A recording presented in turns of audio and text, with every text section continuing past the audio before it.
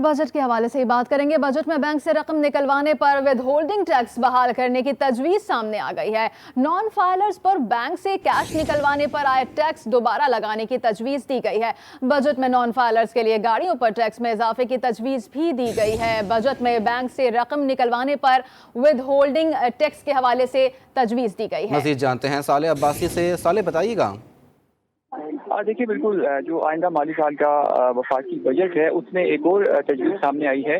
जो बैंक से नकद रकम या चेक वगैरह से रकम निकलवाने पर विद होल्डिंग टैक्स बहाल करने की तजवीज़ है।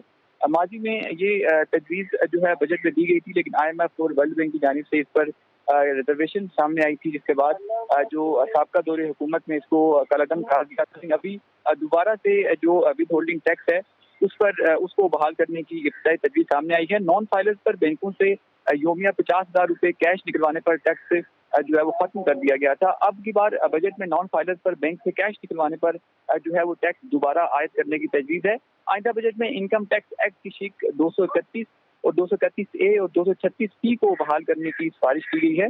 इसके अलावा पीटीआई दौर में जो नॉन फाइलर्स पर योमिया 50,000 रुपए कैश निकलवाने पर 0.6% टैक्स जो है आयद था, जिसको बाद में खत्म कर दिया था, उसको भी अब दोबारा बहाल करने की इब्तदाई तजवीज़ सामने आई है।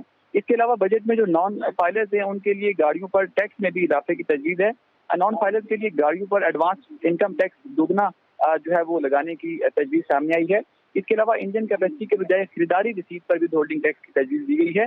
साथ ही साथ नए बजट में जो मुल्की बरामदात का हदफ है वो $30 अरब मुकर्रर किया गया है। साले इस बारे में भी बताइएगा, हुकूमत ने आइंदा माली साल के लिए तरक्की की शरह का हदफ 3.5% रखने की मंजूरी दी है। क्या डिटेल्स हैं?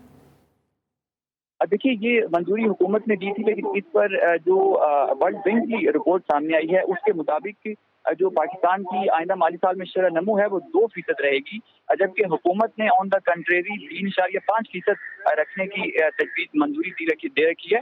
इसके अलावा जो वर्ल्ड बैंक की ग्लोबल इकोनॉमिक प्रोस्पेक्टिस पर जो रिपोर्ट जारी हुई है उसमें बताया गया कि पाकिस्तान में जो पिछले बरस जो सैलाब आया उसकी वजह से जो पाकिस्तान की मैशत को शदीद मुश्किलात का सामना रहा। ज़रूरी पैदावार में कमी की वजह से खुराक की अशिया की दस्तयाबी कम हुई और जो कीमतें हैं उनमें भी इजाफा हुआ। रिपोर्ट में मजीद कहा गया कि पाकिस्तान की जो शरह नमू है यानी जो GDP की ग्रोथ है जी। उसमें जो है वो अभी भी सुस्त रवी रहेगी और रिकवरी का जो अमल है वो सुस्त रहेगा, जबकि महंगाई का जो ग्राफ है वो रवां साल 38% तक जा पहुंचा है। इसके अलावा पाकिस्तान में आगे भी जो है वो महंगाई और जो गुर्बत की शरह है उसमें इजाफे का खदशा जो है वो जाहिर किया गया है।